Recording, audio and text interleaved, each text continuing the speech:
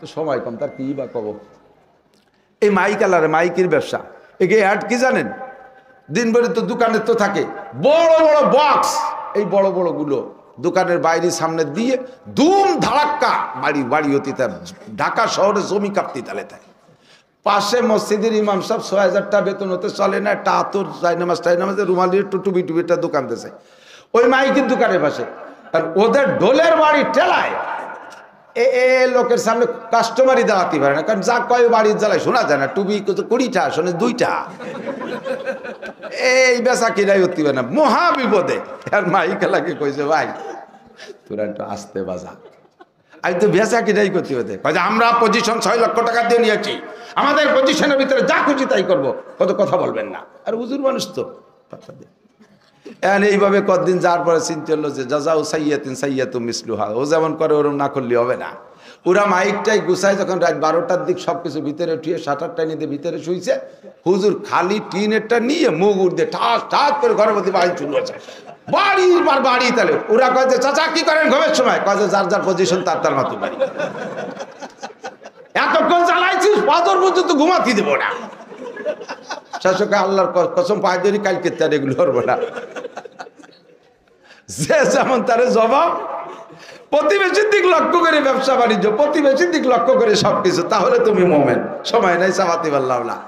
৪ নম্বরে ওয়াহিব্বালিন নাসে মা তুহিব্বু লিনাফসিকা তাকুম মুসলিমা, নিজের জন্য তাহা পছন্দ করো যাহা অন্যের জন্য পছন্দ করো, অন্যের জন্য যেটা পছন্দ করো, নিজের জন্য যেটা পছন্দ করো না ওইটা অন্যরে দিও না। মাঝে মাঝে বলে থাকি, ইউটিউবে তো সব হাসি আছে, এই শীতকালে বড় লোকটা কম্বল দেয়, কেসা কম্বল দেয় ৮০ টাকা দামের কম্বল। জিজ্ঞেস করছি চাচা আপনি কি এর একখান গায়ে দেন ব্যবহার করেন, না আমি হলো ১২,০০০ টাকা দামের গুলো ব্যবহার। সুরা তোমার গা কি শোনাই দিয়ে বান্ধানো, তুমি ১২,০০০ টাকার কম্বল গায়ে দাও, আর এই যে গরিব গুরাবকে ৮০ টাকার কম্বল দাও, ও তারা ব্যবহার করে না, যদিও গরিব ও নিয়ে কয়দিন পাপোশ বানায়। পরে পালছে একটা ছাগলের থরথরে কাঁপতে, কাকা ওভাবে না পড়াই আমার গায়ে জ্যাকেট বানায় দেয়, পরে ছাগলের জ্যাকেট বানায় দেয়, ছাগলে ২ বার পেশাব করে ভিজে ফেলাইতেছে, আমার কাছে আসা তাড়াতাড়ি খুলে নেন, আমার নিউমোনিয়া হতে পারে, ঠান্ডা খুলে নিয়ে তারপরে ২ হাড়ি ধরা নেকড়া বানাইছে। তুমি এই সাতার কম্বল দিয়ে আবার বেচতে কামাই হতে চাও, যা নিজে ব্যবহার না করো তার একজনকে দাও কে। ৫,০০০ টাকা দেবের কম্বল দেবেন, একজনের একটা কম্বল দিলে ২০ বছরের মধ্যে দেওয়া লাগবে না, ঠিক না? যত্ন সহকারে গরিব মানুষ অনেকদিন ব্যবহার করবে। লুঙ্গি একখান দেশে একবার দোয়ার পরে মাল কেটে গেছে, দরজায় পা ভাগ করে দাঁড়ালি এক্সরে করা লাগে, এ পাশ ও সব দেখা যায়। তোর এই শয়তানি যে লুঙ্গি দিতে গেছে কমছ, শাড়ি একখান দেশে তার মশারি বানালিও মশা করলিং করে ধুয়ে যায়। এই সমস্ত গুলো দিবা না। তোমার বউরে ঈদের সময় যে কাবুল করা হয়েছে তাই দিবা, তাতে ১,০০০ দেওয়া লাগবে না, তুমি ১০০ খান দাও। লুঙ্গি দিবা জাপুরি একটা বছর নামাজ পড়তে পারে, কতক্ষণ না কেন। চাউল দিবা, তুমি যে চাউল খাবা সেই চাউল দিবা, মানুষকে দিবা ৩০ টাকা দামের চাউল, তুমি খাবা ৯০ টাকা দামের চাউল। আল্লাহকে বেশি দিন খাতি দেবো না, তোর পোস্টিং করে কবরস্থানে পাঠাই দেবো। শয়তান আবার মুসলমান দাবি আরো ওর দাবি মা কসম আল্লাহ ওয়াহিব্বালিন নাসে মা তুহিব্বু লিনাফসিকা তাকুম মুসলিমা ওয়ালা তুকসিরিজ যাহকা, দুনিয়ার আনন্দ ফুর্তি করে অট্ট হাসিতে বেশি মশগুল হয়ে না। ফাইন্না কাসরাতাজ যাহকা তুমিতুল কল, গান বাজনা আনন্দ ফুর্তি করে হাসাহাসি করলে দিল মরে যায়। দিল মরে বসবো কি রে, দিল মরা বোঝা হলো নামাজ রোজা ইবাদত বন্দেগী করতে মনে যদি না চায়, বুঝবা যে তোমার দিল মার্ডার হয়ে গেছে। শুধুমাত্র ঈমান থেকে আমি পদস্খলন করব, আমি আল্লাহর কসম জীবনে কোনোদিন ওই পদে যাইতে যাব না। আমি অন্ধ জগতের অটল বিশ্বাসী, আমাল হায়াতুদ দুনিয়া ইল্লা কালিল, এ দুনিয়া সামান্য কিছুক্ষণের জন্য। আল্লাহর নবী বলেন লাউ কানাতিদ দুনিয়া তাদিলু ইনদাল্লাহি জানাহা বাউদা মা সাকা মিনহা শারবাতান কাফিরা, দুনিয়ার মধ্যে যা কিছু আছে সব মিলে যদি আল্লাহর কাছে একটা মশার ডানা, কতটুক একটা মশার ডানায় কয় কেজি ওজন, কয় লাখ টাকা দাম, একে থাপড়ে ৭-৮টা মারিয়ে ফেলাই দিয়ে তার ডানা কেন বডিরই খবর তাই না, ঠিক কিনা? নবী বলেন আল্লাহর নজরে যদি গোটা দুনিয়া আমার দিক আমেরিকা থেকে জাপান পর্যন্ত যা কিছু আছে সব মিলাইয়া যদি একটা মশার ডানা পরিমাণ মূল্যায়ন হইতো আল্লাহর নজরে, এই দুনিয়ার দাম একজন কাফেরকে এক ঢোক পানিও পান করতে দিতেন না। এই হলো দুনিয়া। আর এই দুনিয়ার মহাসচিব বানায় দেবে আমাকে। আমি আল্লাহকে অস্বীকার করলে আমারে 100 বার হত্যা করবে, 100 বার বাঁচাবে, এরপরও দাবি করব মারতে থাক, আমি ঈমান ছেড়ে যাইতে রাজি না। দুনিয়ার এগেনস্টে আমি যদি ঈমান ধরে রাখতে পারি, আমার বন্ধু আমার দিক, যদি ঈমানের পর অটল থাকতে পারি, নবী পাক বলেন, আল্লাহ পাক বলেছেন হাদিসে কুদসি, আদাতুল ইবাদিয়াস সালিহিন। বাড়ি জরুরি ফোন কথা হলে মাইকি বলুক, সবাই শুনে।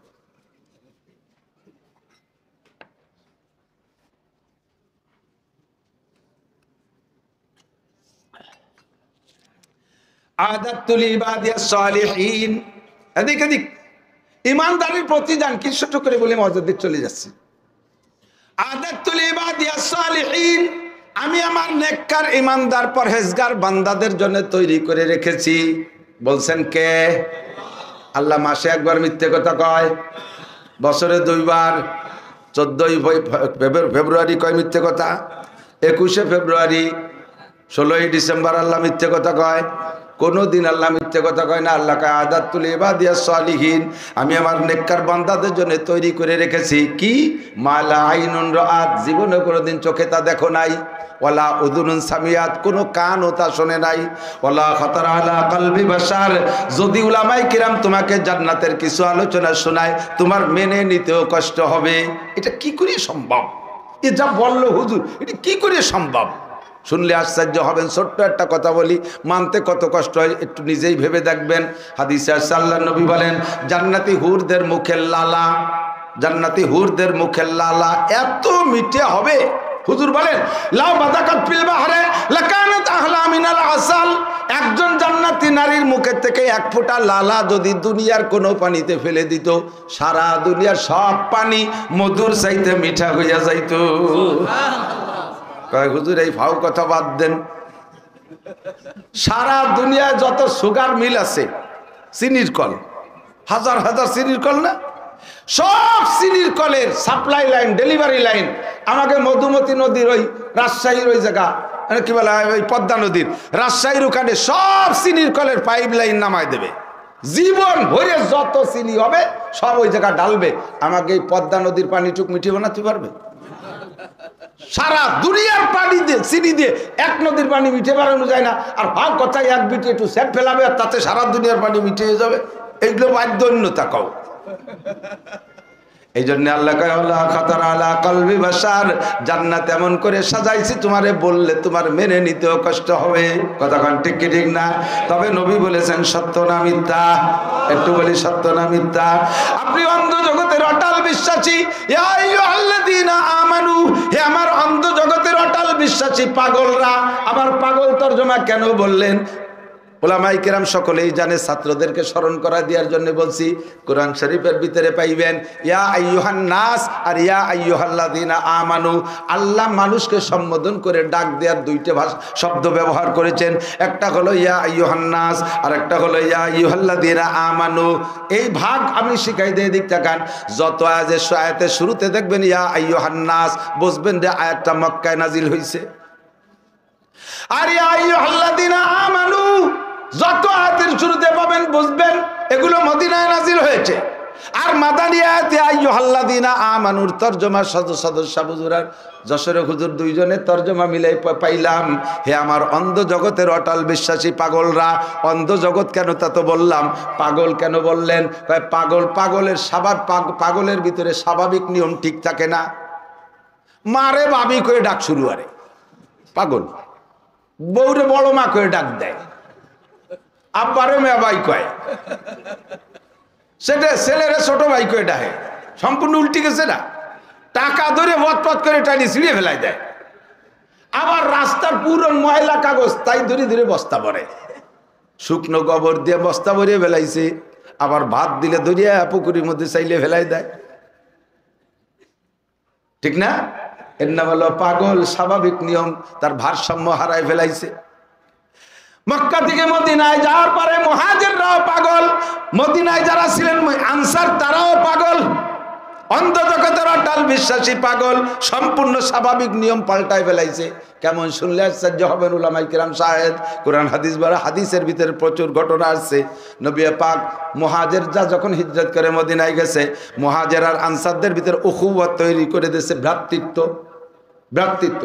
একজন মুহাজির একজন আনসার, দুইজন ভাই ভাই চলবা, ভাইতে ভাইয়ের বিপদের পাশে দাঁড়াবা, ভাই না খেয়ে থাকলে ভাইকে খাবার খাওয়াবা, ভাইয়ের ঘর না থাকলে ঘর দিবা, তোমরা মুহাজির আনসার, তোমরা মুহাজিরদেরকে এই খেদমত করবা। এই ভ্রাতৃত্ব তৈরি করে দিয়েছে, জোড়া বাঁধিয়ে দিয়েছে। এই জোড়ার ভিতরে চলছে হলো পাগলামির খেলা। এক সাহাবা আয়েশা তার সাথে যে মুহাজির বাইরে জোড়া বানাই দিয়েছে, ওই মুহাজির বাইর মক্কায় থাকতে স্ত্রী ছিল, স্ত্রীরা ওনার সাথে হিজরত করে মদিনায় যাইতে পারে না, উনি একা চলে গেছে। কিছুদিন থাকার পরে আল্লাহু আকবার, বড় যারা আছে তারা বুঝবেন, ছোটরা বুঝবে না। একটা লোক জীবনে কোনোদিন বিবাহ করে নাই, স্ত্রী বা নারী স্পর্শী হয় নাই, ওই লোকটা ওইভাবে কিন্তু জীবন কাটায় দিতে পারে। কিন্তু একবার যদি নারী স্পর্শী হয়, এরপরে স্ত্রী যদি থাকে, স্ত্রী যদি মারা যায় বা তালাক দেয়, এরপরে তাড়াতাড়ি বিয়ে না করে ধৈর্য ধরতে পারে না, তখন অস্থির হয়ে যায়। আজীবন বিয়ে না করে থাকা যায়, বিয়ে করার পরে বউ মারা গেলে বা তালাক দিলে আর অস্থির হয়ে যায়, টিকে থাকতে কষ্ট হয়। মুহাজির সাহাবা মক্কায় থাকতে স্ত্রী ছিল, মদিনায় গেছে, স্ত্রী নিয়ে যেতে পারে নাই, পয়সা নাই, দেনমোহর দিতে পারে না, ঘর নাই, বাড়ি নাই, বিয়ে করতে পারে না। যেই আনসার সাহাবার সাথে হুজুর ভ্রাতৃত্ব তৈরি করে দিয়েছে, ওই সাহাবার সাথে সম্পর্ক এমন, খাবার দাবার সব ভাগযোগ করে খায়, কিন্তু লোকটার ভিতরে স্ত্রী শূন্যতার একটা কমই অনুভব করে, যে স্ত্রী নাই, এগুলি কেমন একটা ভাব। এই আনসার সাহাবা হুজুর রেজে বলতেছে, হুজুর আমার সাথে যে বাইরে ভাই বানাই দিয়েছেন, আমি তো তারা ভাইয়ের মতোই জানি, খাবার দাবার সবই দিয়ে ঘরও দিছি, কিন্তু ওনার তো বউ নাই, কি করা যায় হুজুর? আমার তো দুটিয়ে বউ আছে, একটা বউ দেবো হুজুর? হুজুর আইসে দিয়েছে কয়েকটা, সব তার ভাগ দেওয়া যায়, বোর ভাগ দেওয়া যায় না, তুই কি কও? কয় হুজুর ওনার স্ত্রী নেতি কি হতেছে তো বুঝে উঠতে পারতেছি না, তা আপনি অনুমতি দিন আমার একটা দুটো স্ত্রী একটা দিয়ে দেই। হুজুরকে এটা তুমি করবা কি? এই পাগলামি তোমার কেটা শিখেছে? পাগল না কতক্ষণ? এটা পাগল কয় না, বল দিয়ে দেয় পাগলামি। তো হুজুর বলছে তোমার মাথায় কি সিস্টেম আছে, তুমি স্ত্রী দিয়ে দেবা? কয় হুজুর সিস্টেম তো আমার এটা বুঝেছে, আমার দুটো স্ত্রী একটা তালাক দিয়ে ইদ্যত শেষ হলে ভাইয়ের সাথে বিয়ে দিলাম, এই তো পদ্ধতি।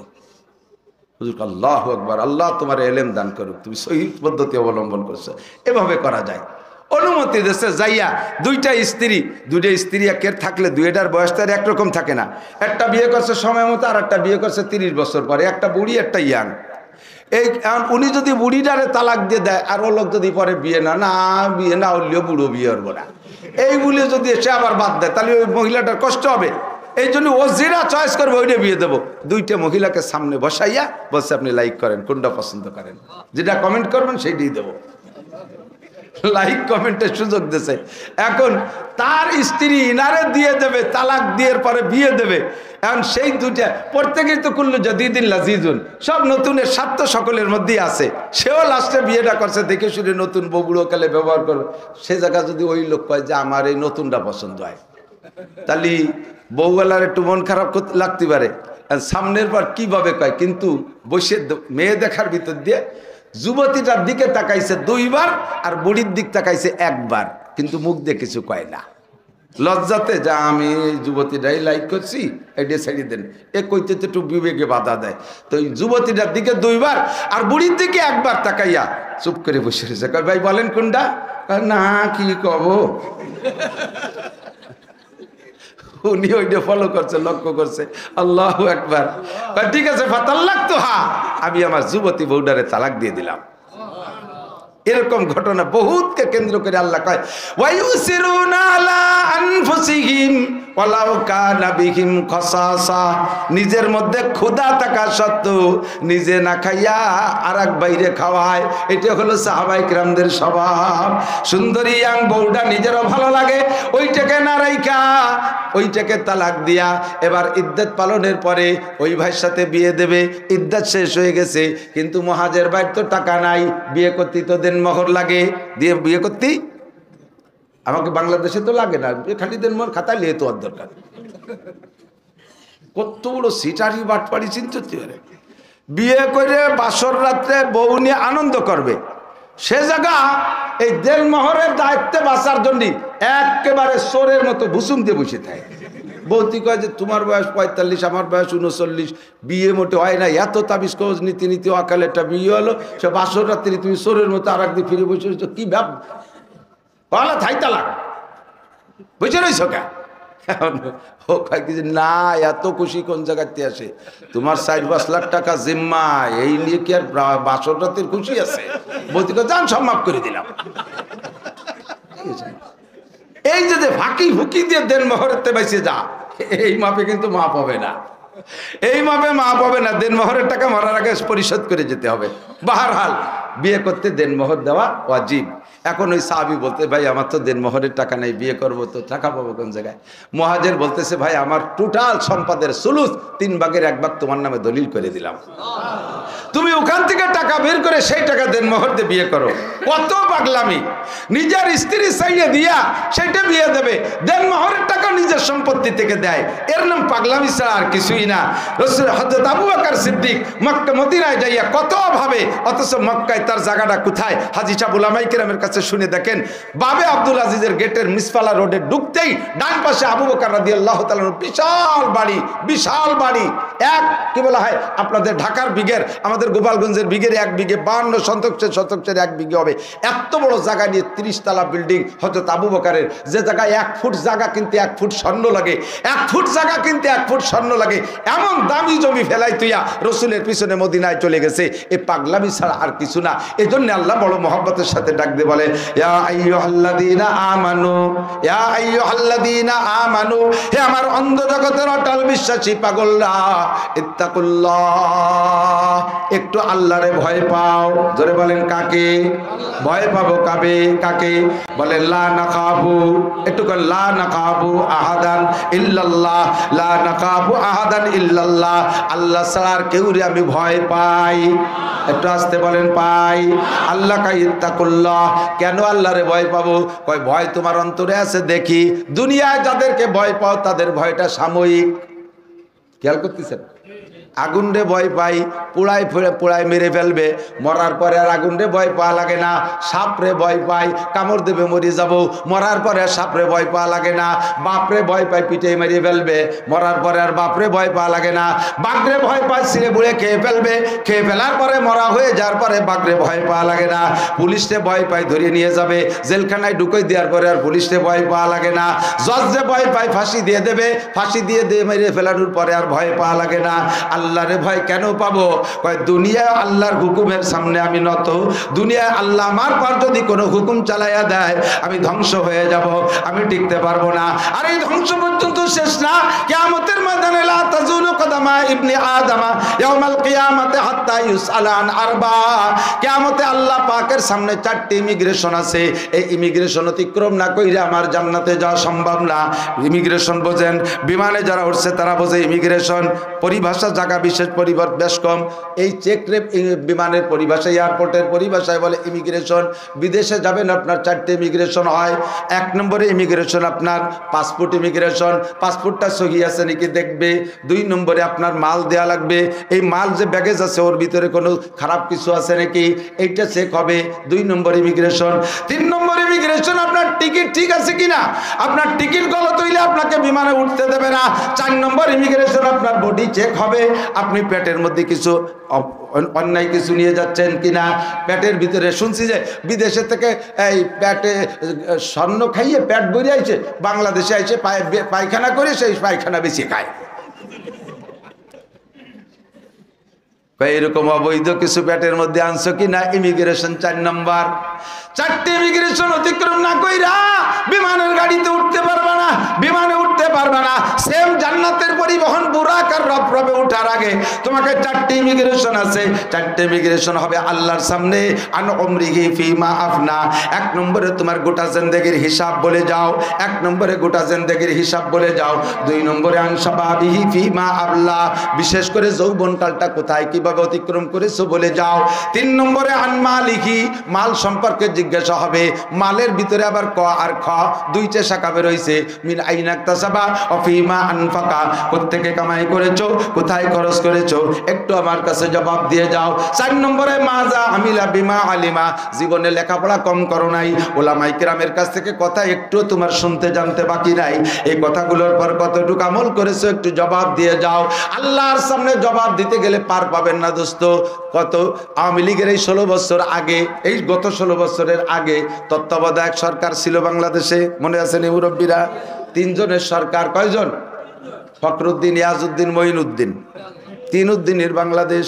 ফখরুদ্দিন ছিল তত্ত্বাবধায়ক সরকারের প্রধান, ইয়াজউদ্দিন ছিল প্রেসিডেন্ট, সেনা প্রধান ছিল মঈনুদ্দিন। 3 উদ্দিনের বাংলাদেশ। 3 উদ্দিনের কাছে জবাব দেয়া লাগছে। উভয় দলের নেতা নেত্রীদের নামাজের হিসাব চাই নাই, রোজার হিসাব চাই নাই, জাকাতের হিসাব চাই নাই, কোরবানির হিসাব চাই নাই, দাড়ির হিসাব চাই নাই, টুপির হিসাব চাই নাই, তিলাওয়াতের হিসাব চাই নাই, জিকির ফিকিরের হিসাব চাই নাই, যৌবনকালের হিসাব চাই নাই, বার্ধক্যের হিসাব চাই নাই। একটা মাত্র হিসাব চাইছেন মালিহি, মাল সম্পর্কে জানতে চাইছে ফখরুদ্দিন। মিনাইন একতাসাফা ফিমা আনফাকা, গ্রামের থেকে ঢাকা আসলে রিক্সা চালাইতে চালাইতে আইসে তুমি 30 তলার মালিক হইলে কিভাবে এই কথাটা খালি কয়ে বাড়ি চলে যাও? সব চাচা ধরা পড়ে গেছে, কথা কর না কেন? ফখরুদ্দিন সবগুলোরে দইরা রমজানের আগে এতে কাপে বসায় দিয়েছে জেলখানায়।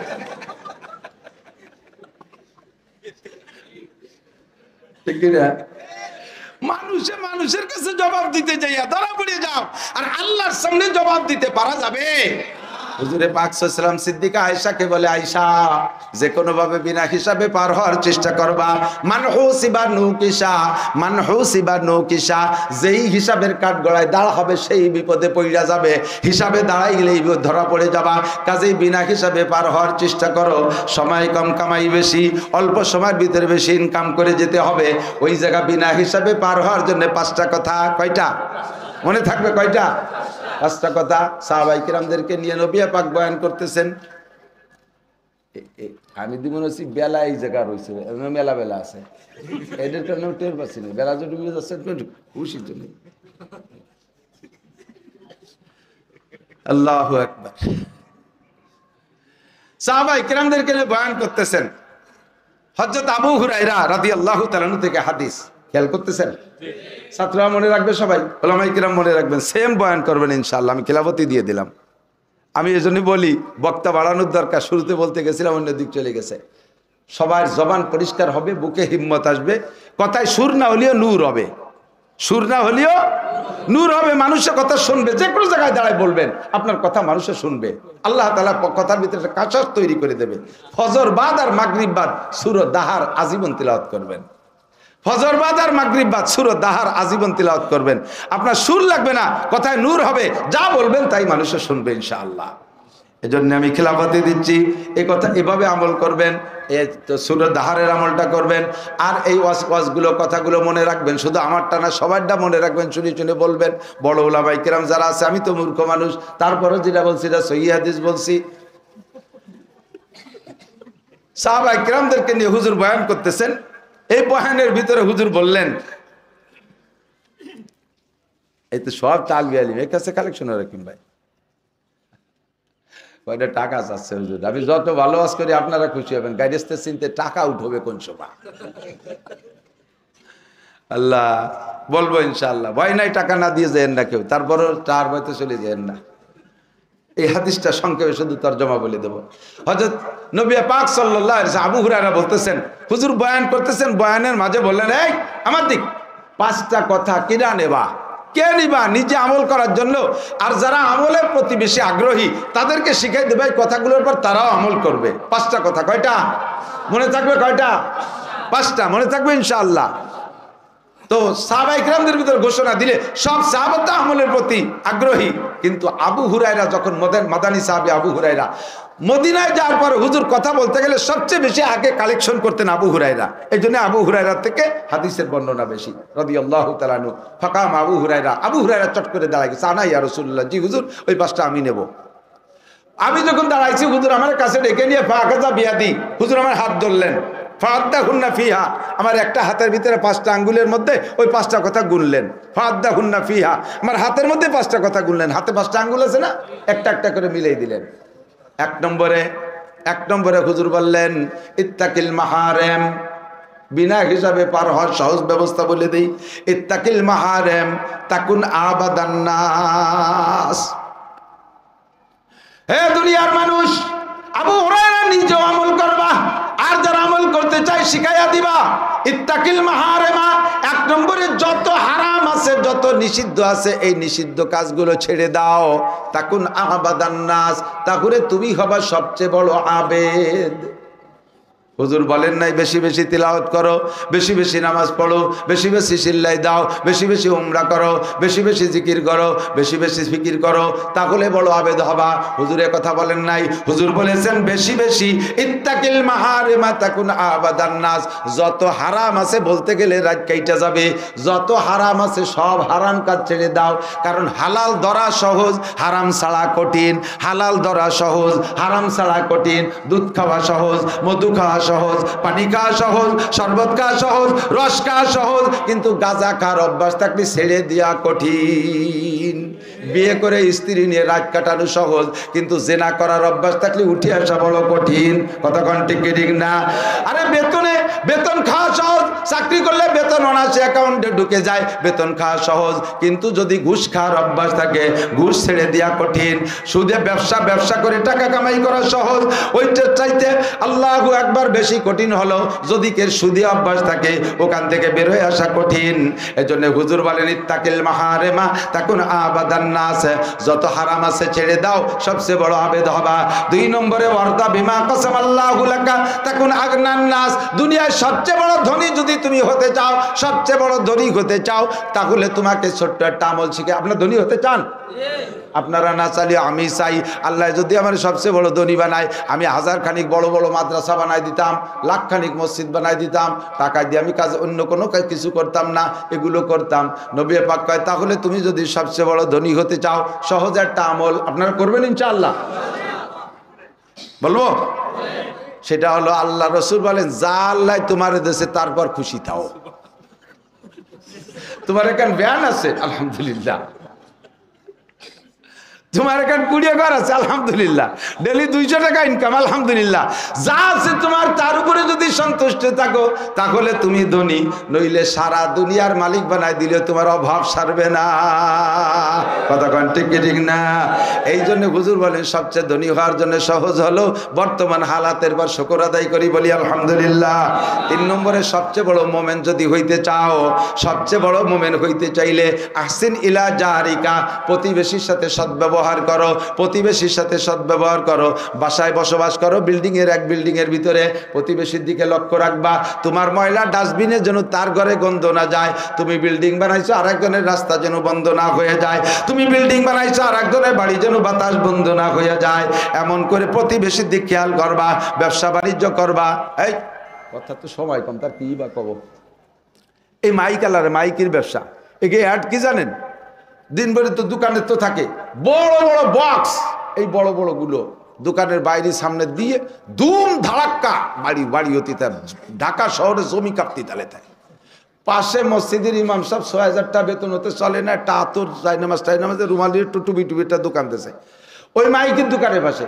আর ওদের ঢোলের বাড়ি টেলায় লোকের সামনে কাস্টমারই দাঁড়াতে পারে না, কারণ যা কয় বাড়ির জ্বালায় শোনা যায় না। টুবি 20টা শোনে 2টা,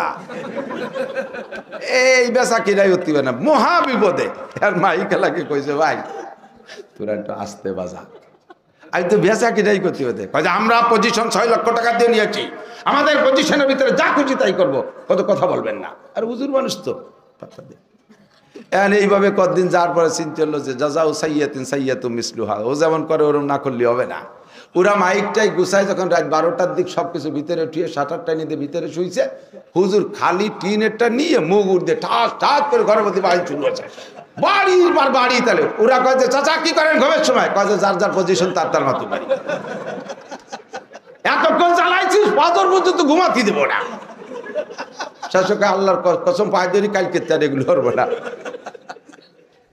যে যেমন তার জবাব, প্রতিবেশীর দিক লক্ষ্য করে ব্যবসা বাণিজ্য, প্রতিবেশীর দিক লক্ষ্য করে সবকিছু, তাহলে তুমি মোমেন। সময় নাই চাপাতে পারলাম না। 4 নম্বরে ওয়াহিব্বালিন নাসে মা তুহিব্বু লিনাফসিকা তাকুম মুসলিমা, নিজের জন্য তাহা পছন্দ করো যাহা অন্যের জন্য পছন্দ করো। অন্যের জন্য যেটা পছন্দ কর, নিজের জন্য যেটা পছন্দ করো না ওইটা অন্যরে দিও না। মাঝে মাঝে বলে থাকি, ইউটিউবে তো সব হাসি আছে। এই শীতকালে বড় লোকটা কম্বল দেয়, কেসা কম্বল দেয়, 80 টাকা দামের কম্বল। জিজ্ঞেস করছি, চাচা আপনি কি এর একখান গায়ে দেন, ব্যবহার করেন? না, আমি হলো 12,000 টাকা দামের গুলো ব্যবহার। সুরা তোমার গা কি শোনাই দিয়ে বান্ধানু? তুমি 12,000 টাকার কম্বল গায়ে দাও, আর এই যে গরিব গুড়া 80 টাকার কম্বল দাও, ও তারা ব্যবহার করে না। যদিও গরিব, ও নিয়ে কয়দিন পাপোশ বানায়। পরে বালছে একটা ছাগল, ছাগলের থরথরে কাঁপতে, কাকা ওভাবে না পড়াই আমার গায়ে জ্যাকেট বানায় দেয়। পরে ছাগলের জ্যাকেট বানায় দেয়। ছাগলে 2 বার পেশাব করে ভিজে ফেলাইতেছে। আমার কাছে আসা তাড়াতাড়ি খুলে নেন, আমার নিউমোনিয়া হতে পারে, ঠান্ডা খুলে নিয়ে তারপরে 2 হাড়ি ধরা নেকড়া বানাইছে। তুমি এই সাতার কম্বল দিয়ে আবার বেচতে কামাই হতে চাও? যা নিজে ব্যবহার না করো তার একজনকে দাও কে? 5,000 টাকা দামের কম্বল দেবেন, একজনের একটা কম্বল দিলে 20 বছরের মধ্যে দেয়া লাগবে না, ঠিক না? যত্ন সহকারে গরিব মানুষ অনেকদিন ব্যবহার করবে। লুঙ্গি একখান দেশে একবার দরবারে মাল কাটে গেছে, দরজায় পা ভাগ করে দাঁড়ালি, এক্সরে করা লাগে, এ পাশ ওপাশ সব দেখা যায়। তোর এই শয়তানি যে লুঙ্গি দিতে গেছে কমছো, শাড়ি একখান দেশে তার মশারি বানালিও মশা করলিং করে ধুয়ে যায়। এই সমস্ত গুলো দিবা না। তোমার বউরে ঈদের সময় যে কাবুল করা হয়েছে তাই দিবা, তাতে 1000 দেওয়া লাগবে না, তুমি 100 খান দাও। লুঙ্গি দিবা, জাপুরি একটা বছর নামাজ পড়তে পারে, কতক্ষণ না কেন? চাউল দিবা, তুমি যে চাউল খাবা সেই চাউল দিবা। মানুষকে দিবা 30 টাকা দামের চাউল, তুমি খাবা 90 টাকা দামের চাউল। আল্লাহকে বেশি দিন খাতি দেবো না, তোরা পোস্টিং করে কবরস্থানে পাঠাই দেবো। শয়তান আবার মুসলমান দাবি করো। ওর দাবি মা কসম আল্লাহ ওয়াহিব্বালিন নাসে মা তুহিব্বুলি নাফসিকা তাকুম মুসলিমা ওয়ালা তুকসিরে জেহকা। দুনিয়ার আনন্দ ফুর্তি করে অট্ট হাসিতে বেশি মশগুল হয়ে না। ফাইন্না কাসরাতা জেহকা তুমিতুল কল। গান বাজনা আনন্দ ফুর্তি করে হাসাহাসি করলে দিল মরে যায়। দিল মরে বসবো কি রে? দিল মরা বোঝা হলো নামাজ রোজা ইবাদত বন্দেগী করতে মনে যদি না চায়, বুঝবা যে তোমার দিল মার্ডার হয়ে গেছে, তোমার দিল মারছে। কোরআন পড়তে মনে চায় না, দিল মরে গেছে। ওয়াজ শুনতে মনে চায় না, দিল মরে গেছে। তবলিগে যাইতে মনে চায় না, দিল মরে গেছে। নামাজ পড়তে চায় না, মনে চায় না, দিল মরে গেছে। এটা হলো দিল মরার আলামত।